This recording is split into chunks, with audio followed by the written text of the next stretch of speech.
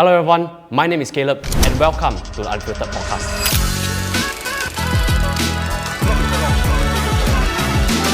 In this series, I'll be sitting down with some of the most inspiring young leaders. I'll be interviewing the behind the scenes of these successful advisors. If you're someone who's curious to understand what goes behind the scenes for these successful advisors, or if you're someone looking for a potential career switch, this series is for you. Let's dive in. Hi everyone, today I specially invited Bryan, a dear friend of mine, and today he's a director in Ascendance Wealth Management, leading a team of 10 advisors. So on top of his leadership duties, he's also a huge advocate of leading by example, with his Court of the Table achievement, an executive personal wealth manager, as well as clocking in the highest single premium in 2022, bringing in 1.5 million in a single case. Welcome to the podcast, Bryan. Nice, thanks for inviting me, Caleb. Very flattered. I think all these accolades aside, very happy to be here today. Yeah, so I want to understand, before joining financial advisory, people always ask, what was it that you were doing before that? Okay, I think this went all the way back to even NS when I was trying out many different things. And actually before FA, I was actually leading a marketing agency, right? And with two other friends, and we actually started out right after NS, and we thought that FA was a great industry to serve. So we were actually serving many FAs, many businesses to do their social media. And I think it was a journey where we really learned a lot about ourselves, about how to run a business, how to start everything from scratch. And that was what I was really involved in before I joined advisory. Yeah. So actually out of so many types of businesses, why FA and why branding? Yeah, so I think when we were in NS, we were, I think before that I thought to myself that I would actually do a 9 to 5, and finally after some personal development, realizing I didn't want to go through the typical route as like in that rat race. Then I decided to explore many different businesses like e-commerce, trading. There's so many different business models. I think marketing agencies seemed to stood out at first, and that made me explore different opportunities in that field. And after I did it for a while and grew the business with my friends to, I think, quite a decent amount, I just felt like FA-wise could have probably brought me to where I wanted to be in the long run in the vision aspect, because I've seen that the industry still lack a space where there are more competent people who could join the industry, people who could help groom more, nurturing more FAs in general. Yeah, because I think currently in the industry, many of the leaders or many of the peers that we have in the industry could have more support when I actually served these advisors on the ground back then. Yeah, so that made me make the switch also to try and build this together alongside with the other FAs in the industry. Yep. You mentioned just now that you were doing this very early on. Most people in your uni, they'll be busy studying or they'll be having the best time of their life. So I'm just curious, what pushed you to work so hard at a point in time for this marketing agency? So I actually think that it boiled down to two main reasons. Okay, the first thing would be my desire to really not be going through the typical route as a corporate person. So after my internship in PwC, I actually was sold that dream to follow what everyone else was doing, go to school, get good grades, and get a good job. I remember you telling me that. Yeah. So that was something that I had to prove to myself by the end of uni, that I needed something that is at least stable enough for me to tell my parents, hey, I don't need to go back to corporate. And that was something that I put it on myself, that in these 3 years I have to get that done. And the second thing I believe would really go back to the circle of friends, which Caleb and my other friends who were all in the personal development space. I give credit to them because this environment was what shaped me to really keep my mind in the game. Yeah, because it's very easy for you to get distracted in uni. It's very easy for you to just think about, I want this, but 3 months later, when something new comes up in school, then you just okay lah, let's just put all this on the pause. The priority will become school again, or become having that very fun life in uni lah. Yeah, so I really give credit to these two things that helped me to stay on track in my journey lah. So I'm sure there's a lot of things you juggle in school, like having to do with projects, your finals, your midterms. At the same time, you're managing a full-time business. So how was that life like for you back then? Wow, I think when we go back to uni, I mean, we were both in uni together. So if I were to look back at this whole journey, we definitely have to prioritize what we really want, and we have to really ask ourselves, you know, at the end of the day, if the objective is to run this business long term, then of course, how would I want to manage my priorities? Not saying that uni isn't important. I believe you can still be a 100% student and a 100% financial advisor, 100% business owner. So I would say when I look back, it was a lot about scheduling our time. So a lot of it from 9 to 9 maybe on weekdays, on maybe 2 weekdays were for school, and the remaining 5 days were like on work. So like that way I really have to prioritize, you know, which were the days I had to allocate for business, work, and the other days for school. Yeah, so time management was the core that you really had to manage, such that you can do multiple roles well at the same time. Yes. So how did all these experiences of entrepreneurship bring about into your financial advisory career? So I believe that going through the whole entrepreneurship journey really taught me a lot of things, and the number one thing it probably taught me was to be as resourceful as possible. Yeah, and being a more resourceful person in this advisory space really makes you someone who wants to aim to become more competent, aim to want to use more opportunities that, you know, currently the industry is still not doing.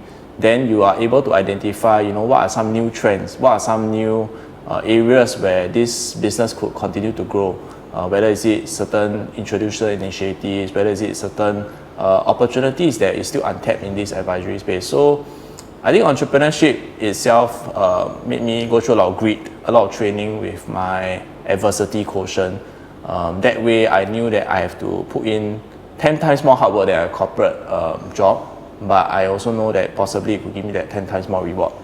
Yeah. You know, a lot of people say must be resourceful, and you must be able to think out of the box. So it's almost like too widely thrown out there. Like, oh, okay, I must be resourceful and I must be proactive. So how can someone actually adopt that kind of mindset and attitude, right? Especially if they went through school and they went through a system where you must study hard, you must work hard, get good grades, get a good job. So how do you twist someone from currently being reactive to being proactive to find resources for themselves? So I believe a lot of it is to look at things in a bigger picture.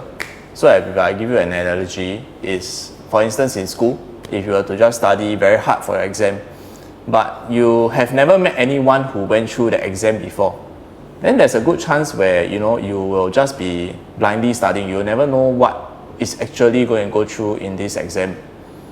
Whereas if you were to look in a bigger picture, to be resourceful, it could be to look for a senior, it could be look for people who have went through the experience, people who did well in the exam. Then that way, I think we are tapping on the amount of resources that we have.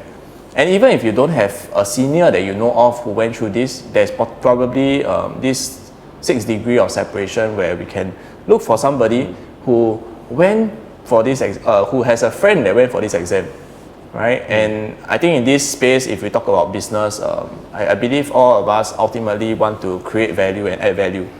So it's not just about, maybe the people around you might not see value in what you do, but the people, you know, who they know, your friends who know other people who needs your value could possibly receive this value that you have in business. Yeah, so I believe it's about how do we really harness what we already have and create this value for even more people, and ultimately that helps you make income in any business. Yeah. I think it's a very good sharing and thought process, because someone asked me, how do I know how I can create a vision for myself? Because people say, oh, 3-5 years ahead, very hard to plan. So let's give this advice. You don't have to wait 3 years to know where you will actually end up. Go and find someone that is 3 years your senior, let's say in a particular field, in a particular industry. Then use that as a benchmark, 5 years senior as a benchmark. That is roughly where you will be on average if you go on this track. Then ask yourself, is that the place that you want to be at? Which I think is also creating resources such that you know what's ahead. Yeah. Instead of just going. Then when reach there, oh, it's like that. Yeah, definitely. I mean, when I went to my internships and I worked in corporate, I think what I asked myself was, would I want to see myself in this senior's position 3 to 5 years later when I continue down this route? Which, if you are okay with that, you can just carry on. If you see yourself, grinding through that corporate ladder in the next 20 years to get where you want to be, I mean, that's perfectly normal. Yeah. Ultimately, it's what we want for our lives. Yeah. And some people, unfortunately, they don't plan. So end up, they reach a position where they say, no choice, bo pian. Life is like that. I'm here already, no choice but to continue. Yeah, so Bryan, I'm sure as an entrepreneur, as someone that came into the FA industry, you surely face challenges. Perhaps could you share with us what are the top 1 or 2 challenges that you face and how did you overcome them? So I believe at the beginning in our FA space, a lot of it still relies on your warm network, which I would say I don't have a huge warm network, okay, compared to some of my other peers. And I believe that while this was a challenge at the beginning, I think it also posed an opportunity for myself to really dive deeper into different markets I never expected myself to do at the beginning of my career. So one of the field was looking into like estate planning, for example, and that was something that I was very passionate about because there were a lack of people, who were writing their will, doing their LPA, etc. So that was something that I had this challenge of a smaller network, but what I really looked into was people who have not, done their wills, and this was because I used to have a marketing background, then of course that helped me to really use that to meet more people who have this need of estate planning, and that became my first pool of customers as well when I started this business. And I think the second aspect was to train my own soft skills. I would think that I've been doing sales for maybe 2 to 3 years before FA, but wow, selling insurance is another level. Yeah. So I think what we always say is if you can sell insurance, you can sell anything. And that was something that, when I used to run my business, I was a very task-oriented person. And I believe that what FA really taught me to become was more, not say soft-hearted, but someone who actually has more empathy, someone who actually helped me to really become a more empathetic salesperson as well. Yeah, which I think is a very important aspect in this career. Yeah. So that was something that really I went through that when I really started this journey. Yeah, so I think going back to the first thing that you mentioned about network, it still goes back to the point that you mentioned earlier on, which is you need to be resourceful. And there are a couple of people that I met and they just tell me, oh Caleb, my network is not good. I wasn't born with a good network and I can't do it. So I think it boils back up to that first principles, which is then how? Then what's next? Instead of presenting a problem, then we got to ask ourselves, then how do we overcome that challenge? Whatever that challenges may be. And going into the second point that I mentioned about sales. To me, sales equals to this word called influence. Right? Sales has a negative connotation. It's like, wow, you need to sell something to someone, and it's like hard selling, it's forcing them to buy, which I ask myself, can I then turn it around? Right? I ask myself, was I sold this iPad? Or did I buy this iPad? And what if sales can be done in this manner? That we convince someone to see the benefits of that solution such that they want to buy. And to me, that's also part of communication, which I think over the years, I'm also someone that is introverted. If you ask me, will I ever be in sales? The big answer is no, impossible. I have never seen myself in sales. However, things transpire along the way. I realized actually, it's not as what many people think it is. So I think like it's also what we tell ourselves what sales really is, which goes back to what our definition of sales really mean. I believe that sales can be done in any industry. You can be selling watches, you could be selling cameras, but the important factor is what do we tell ourselves, when we are in sales. I think it's a definition where we are helping someone make an informed decision upon what we really believe in. And if we truly believe in what we are doing, if we are like a firefighter we should be out there saving lives, being a firefighter. Yeah, I think a lot of FAs or a lot of salespeople in their space are not convinced even what they are doing. They're not convinced about their own value. So in the end, they just hide in the office, they just hide at home, not wanting to continue spreading this value as well. Yeah. Bryan, you've come a long way, and in many people's eyes, whether is it in the industry or even out of the industry, people will tag you as someone that is quote unquote successful. So maybe perhaps other than resourcefulness, could you share with us one or two other strengths that has brought you to the current level that you're at now? So apart from resourcefulness, I think that the two important factors that have brought me to where I am today would really be my own personal grit. I think that the hard work is still quite underrated in the new generation, because I think things nowadays get easier, just like our previous generation. I think our parents got it harder than us. So nowadays, I think that what's very important that stick to me up to now is still the hours that we put into what we are doing, to improve your craft, to spend more time with your clients or spend more time with your team. I think these are all things that, or spend more time on your own personal growth. Right? So these are all things that I feel still contributed to my own results today. Okay, and the other thing probably was, I would say, would be, I think the other strengths will really be towards how I always seen what I'm building, which is, I think, the mindset. This is a bit like underrated, but I believe the mindset of like wanting to build this like a business.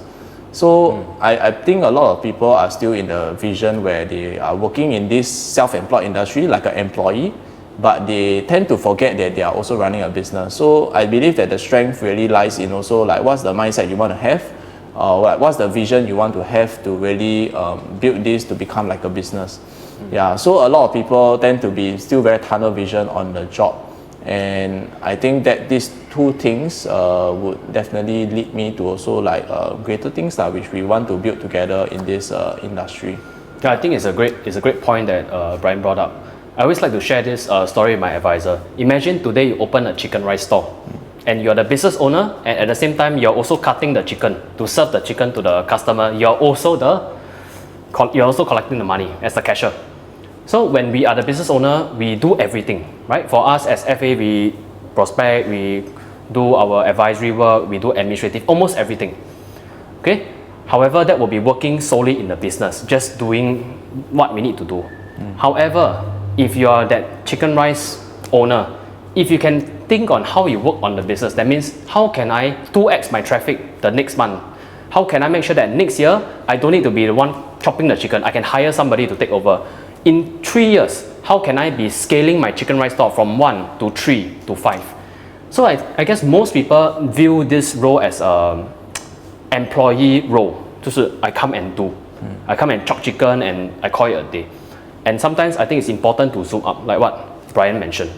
Yeah, not just are we advisors, we are also thinking how can we make this career more sustainable for us in the long run. Yeah, 100%. I think the sustainability aspect, how do we want to continue being of more value to advisors, more value to our team, more value to our clients. So all these are the things I believe if we were to really zoom out, there will really be much more things we can develop. If not, we are constantly doing the same thing that was done 3 years, 5 years ago, and then we are not actually developing, what we could possibly become in the next 3 to 5 years. Yeah. As your time as an advisor over the past years, I'm sure you have many client interactions. Were there any, or perhaps think of one of the most impactful client interaction or experience that you had, and maybe you can share with us? Most impactful client experience, I think that across all my clients, I actually learned a lot from all these clients that I've met. There was one particular client that definitely, you can say that the experience was both positive and negative. Negative was, he was not the easiest client to deal with. Yeah. And I think these are the clients that actually give you the most challenge, yet you feel the most rewarded because you feel that you deserve this, the business that was being given to you.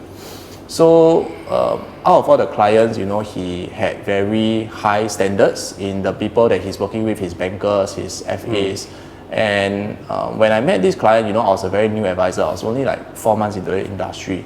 And this experience taught me a lot, towards like what was the amount that I was willing to go through and what was the boundaries I was willing to draw also as an advisor. Because I think that we are here to give advice to clients, but we are not like, their slave in that sense. So I believe that there should be some personal respect and boundaries that we also have to have as advisors. Yeah. So this particular experience was that I met this client for almost 7 to 8 times, before I became my client. And back then, as a very new advisor, I'm very, very compliant. Like, you ask me to do whatever thing, I'll help you do one. I'm super like, I believe it's a service-oriented industry. So the thing was, low-key I felt taken advantage of. But at the same time, it taught me a lot about like, what was I, of course I will definitely not cheat, lie or steal, but the lengths I was willing to go, of course, to serve the client. Yeah, but of course not at the expense of, like client asking me to carry books or carry inventory in his office. Wow, that one was crazy, But this client experience really taught me, what maybe his experience previously was that advisors were doing this for him, possibly. Yeah, but I believe as a professional, we are here to give our advice, our planning philosophies to clients and help them to optimize maybe certain things that are redundant and save them money. So I believe I've done that for him, and I believe that he got a lot of benefit out of the planning that we have done. But ultimately he was at some point also like demanding too much as well, which was where I had to share with him very transparently, what was I comfortable with and what was I not comfortable with. Because I think just in any business, if you are running a media business, you wouldn't want to be filming this video here and get paid $20 per hour, or you just say that, because you bought insurance from me, you must film all my videos for my content. Wow, that's crazy. So I would say this whole experience definitely made me a stronger advisor because of the, him scolding me, certain things that he said at me that was very rude, but I still maintain that professionalism. I mean, unfortunately, we have to do that, in a front-facing career. But I think that's where we also must share that, we can only do this much for clients. Yeah, and we want to make sure that we provide value and yet be respected. Yeah. From this very short story, what I hear is a lot of emotions. Wow, check. I'm sure a lot of things went well. At the same time, there were also certain things that you felt that you had to manage the expectation. And I'm sure at a point in time, you're also thinking, wow, should you even say that? Because what if you say something wrong and he takes offense to it? Yeah. So I think it was drawing a very fine line between not trying to step on his toes and yet making sure that I can't be fault because I was doing my job and I did my job well to make sure that he has everything done up for himself. Yeah, and that was also my experience with actually the coal market as well, which was where I also asked myself, in the long run, what were my clients that I hope to serve? And while I met many high net worth clients. I believe that there were nice ones and there were clients who were also a bit more demanding, which was to tell myself that even as a very new advisor, I don't want to stereotype myself that, all high net worth clients are like this. But at the same time, I can actually broaden my perspective also that, what are the people that I truly want to help as an advisor and also as a leader in building my team. Yeah, so like ultimately we want people with the right values, as clients as well. If they are not doing an ethical business as well, I don't think I would like to be involved with this client at the same time. So I think it's about understanding, your ideal clients and your ideal people you like to work with in the long run. And then you'll be able to build this sustainable and enjoyable, fulfilling business. Yeah, it's a great point you made because as much as we are looking for clients, we also want to make sure that they are the one that will also work well with us. Yeah. Because ultimately, when we serve a client, minimally in terms of the different solutions that they are getting for easily 5, 10 or even longer number of years. And if they are someone that we don't vibe with or we cannot communicate well with, after a while they will feel that there's this barrier that they cannot really communicate with us, and we will likewise feel the same way. Yeah. Yeah, so I think it's a good point that there needs to be this, it takes two hands to clap, Yeah. right, in this equation. Okay, so on this client experience, case studies and story, thanks for sharing with us on this. Now moving on to the other part of the career, I'd like to ask you a little bit more about leadership as well. Okay. Yeah, so just now at the start I said that Bryan is a huge advocate to lead by example, and for him he makes sure that his accolades, his sales advisory is really up to standard year on year. Could you share with us a little bit more on that mindset behind it? I think the mindset came from looking at other leaders who, there are two kinds of leaders I would say. There were some who after a huge span of time, because they have been relatively successful as well, they decide to stop doing sales because they don't need to, in terms of income wise, etc. But I think on the other spectrum is that what I've seen in leaders who done sales typically will be able to always be on the ground to know what's changing in this market space, in these market trends as well. What is actually happening on the ground, and that way will be relevant to our advisors. So if we are constantly on the ground serving our clients, we'll know what's the feedback that's being given, what's their own experience when they speak to other people. Then that way we are in a more equipped position to also help our advisors, understand all these different market trends, because we are more seasoned in the industry. We definitely have more experience serving more clients. Yeah. So yeah, that's my whole thought process, that whether or not all these accolades aside, I think we still have to be putting in the hours for our own clients. And yesterday I met another client also, he was just telling me, some of these people who after they promote, they stop meeting me again, and he just feels like a bit abandoned. So that's the last thing I would also want my clients to feel when I'm in this industry and building a team at the same time. Yeah. I think it's a train of thought that I think is important to understand, and the key thing that I take away from this is still maintaining that relatability from a client standpoint and also from an advisor standpoint. Yeah. That means to understand what challenges they could be facing on the ground. Yeah. So I'm sure you have groomed many advisors along the years. What would you say, how would you describe your own leadership or mentorship style? How would I describe my own leadership and mentorship style? I think that a lot of it goes back to while I lead by example, I would say the second aspect is also to try to figure out what are these advisors' blind spots typically, because everyone have their own, in Chinese they call quan, they have their own style, they got their own patterns that we all grew up with. So I think one very important factor was to really look at each advisor, what are their strengths and what are their blind spots. And when we look at these different aspects of an advisor, we should be able to bring out the best in them to make this business more fulfilling for them, because everyone is different from me and Caleb, right? And what I really see in this mentorship experience is to bring out the best in them so that they are leading an advisory business that they are happy and they feel fulfilled doing.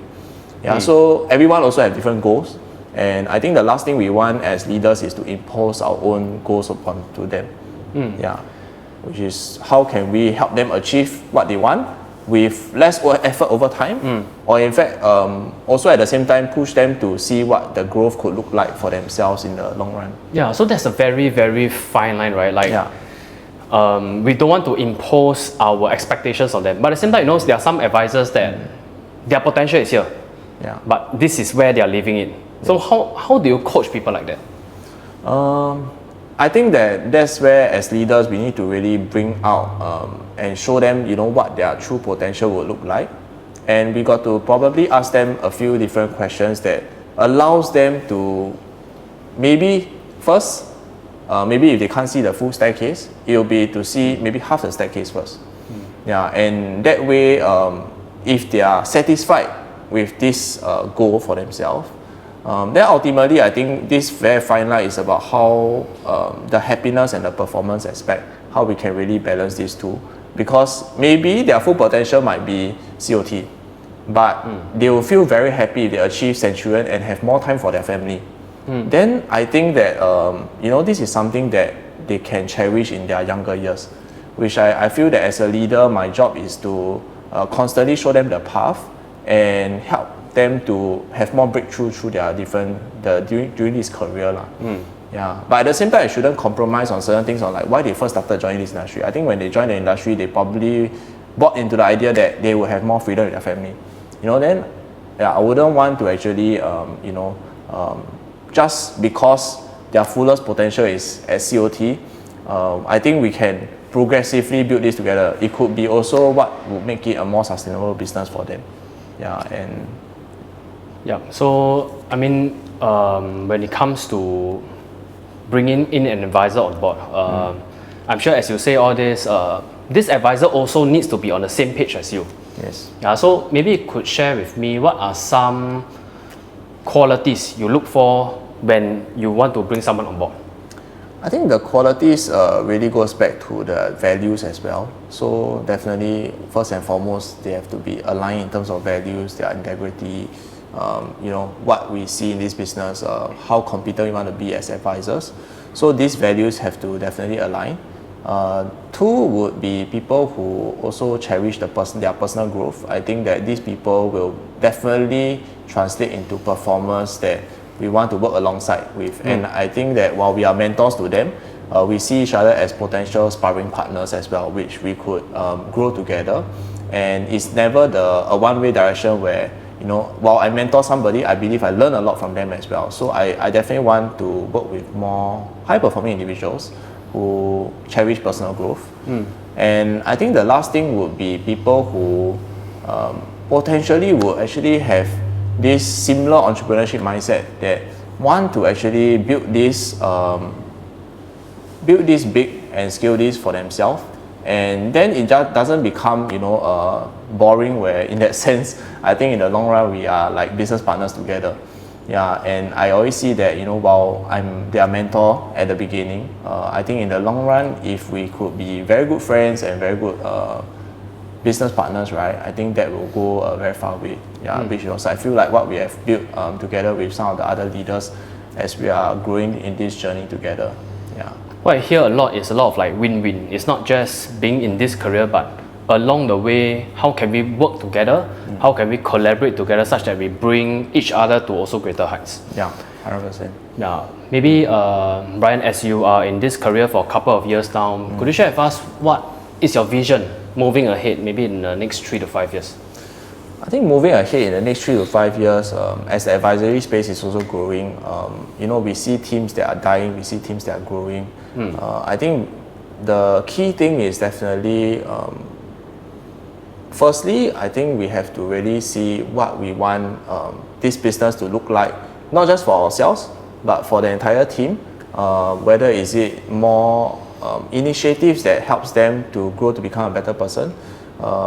Of course, I think ultimately in this business, we want to build it such that, for every person that comes into this business, we can actually be certain that, they can achieve this particular goal that they want to set for themselves, as long as they have the right characteristics, the right values, the right work ethic.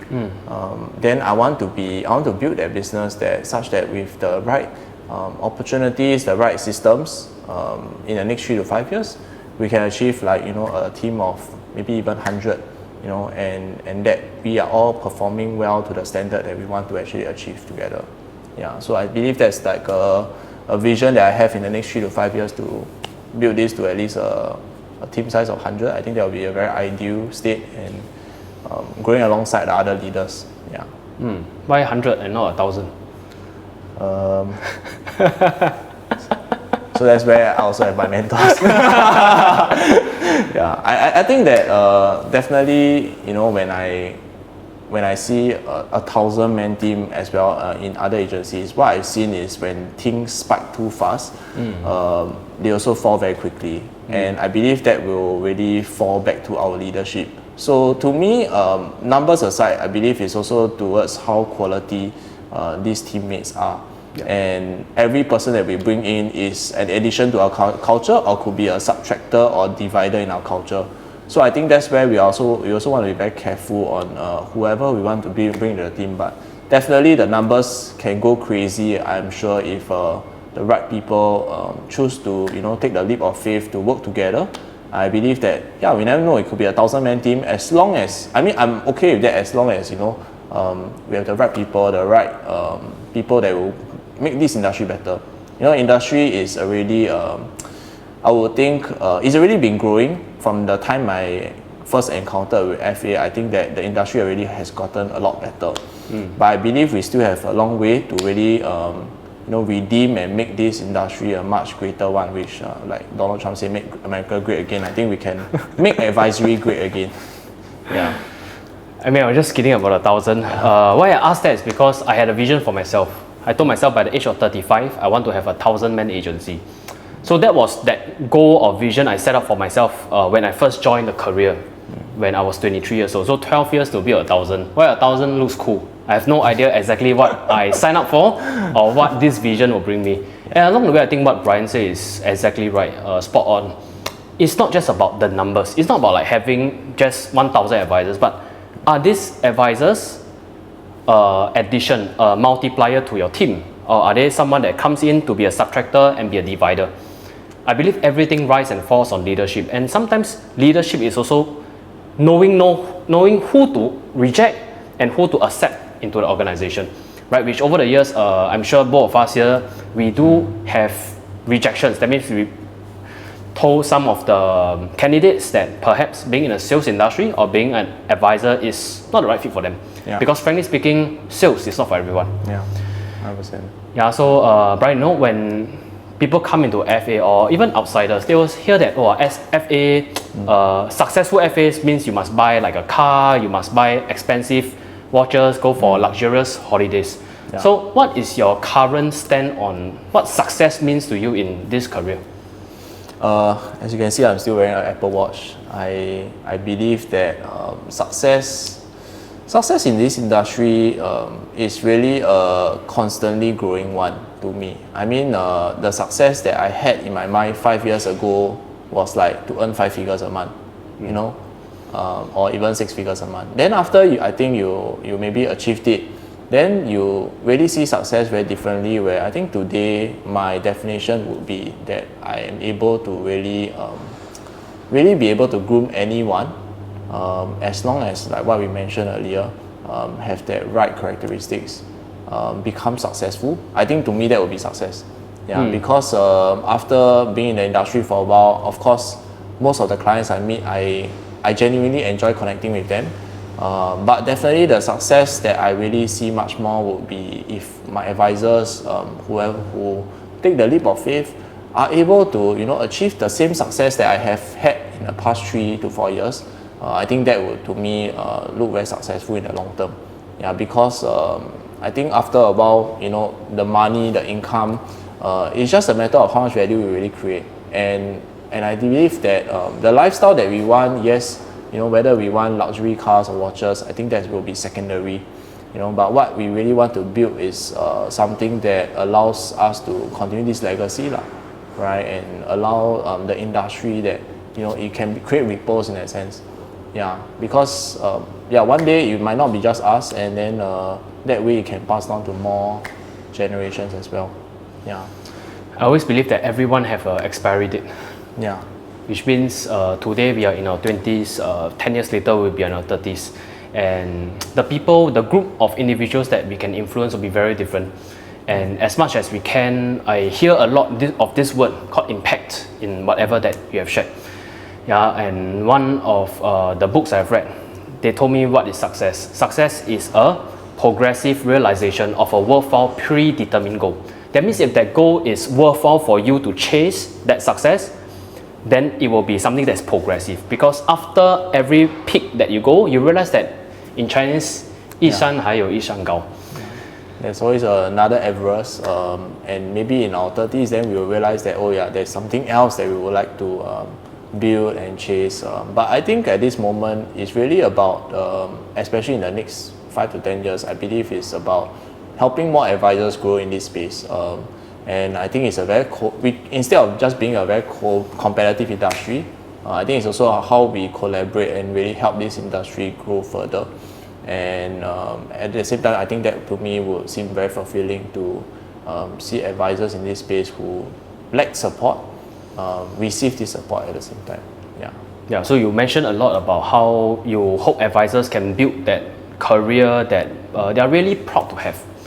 So in your experience, I'm sure you have heard many things about what are some struggles advisors may be facing, right? In your opinion, how do you think you can solve that, or how can an organization solve that for them? I think that if you mention about an organization, I think a lot of it boils down to an environment that you have. Whether the environment is very honest, some places very noir, to some places it can be very high performing. I think there are some places that also have the sweet spot, which I think we want to have this sweet spot environment that people feel comfortable to confide, yet people can perform at the same time, because even high performers have struggles, and they need a safe space for them to confide with one another about the problems that they are facing. So I think this is something that advisors require in an organization that allows them to thrive together. Okay. On the second aspect, of course, with mentorship, I believe that advisors, I think in this day, are still focusing on selling versus really what advisory could possibly be, which is I think this infinite game where we can really constantly support our clients through this journey. So it boils down to this one word, which I feel is skill set, and a lot of them are still lacking the skill set in the aspect where they can help the clients see and purchase themselves, rather than focus on the selling aspect, which is the features of this product. This iPad is 10-inch, 11-inch, trying to pitch a product versus really advising a client on what's their real needs, and the client will automatically want to purchase it themselves. There's a saying that goes, you're the average of the 5 that you spend time with. Yes. Through my time in this industry and interacting with many advisors, I realized one of the biggest struggle is how do they keep their motivation and their discipline at peak levels year on year. Because as they progress in this industry, they realize that over the years, the longer they are, the motivation naturally drops. Because of commitments, because of energy, because some people say 我老了. And I think what you point out, the environment really will create that energy to spur you on. So to wrap this up, Bryan, if there's one word of advice for advisors who may be struggling out there, what would that be? I think if there's one word or one advice I could give, right? I think that advisors in this space currently, probably you are trying the best that you can to achieve whatever goal that you have set for yourself. But I would say don't look at a goal just by a goal in a certain, maybe a 1 year time frame. I think look from it from a bigger picture, what you actually hope to build in this business, which is whether you want to build a team someday, whether you want to build a sustainable business. Then don't focus on that short-term sprint, which I feel a lot of advisors end up getting jaded in the industry very quickly. So I think one step to take is to take a step back, to really look at what you want to, whether you can really look at your skill sets, whether you can really look at what's the chicken rice that you're serving. Is the chicken rice tasty or not? And that way you can evaluate for yourself before meeting more clients. You really know, okay, how can I make sure that if my chicken rice becomes tasty, people will queue up and buy my chicken rice. And I hope that to the advisors out there, if they need the environment, then is to definitely look for places that allow themselves to grow more. To whether it doesn't have to be in other agencies, but it could be in even signing up for certain personal growth courses, and that way you can really help yourself develop as an individual and as an advisor. I think it's very important that as we progress in life, not just in our careers, we continuously seek growth. Because I've seen too many people reach a certain echelon and they're successful in the society's definition. But sometimes they tell me that, Caleb, no matter how much money I make, I just realize that they are at a level where they are stagnant, they are stagnating, and that feeling itself kills them. So I always ask them, then why not try and do this or break through in this area, and they say they would love to, but they just don't see, you cannot create a reason. They don't have the strong why to push to the next echelon. The but is a very big word. Yeah, Every time they'll then they'll like, I mean, I think that there's a lot of reasons why to not do things. Yeah, but I think we need to come out with the reasons why we want to do certain things. You know, then that way we are giving ourselves more hope rather than constantly holding ourselves back.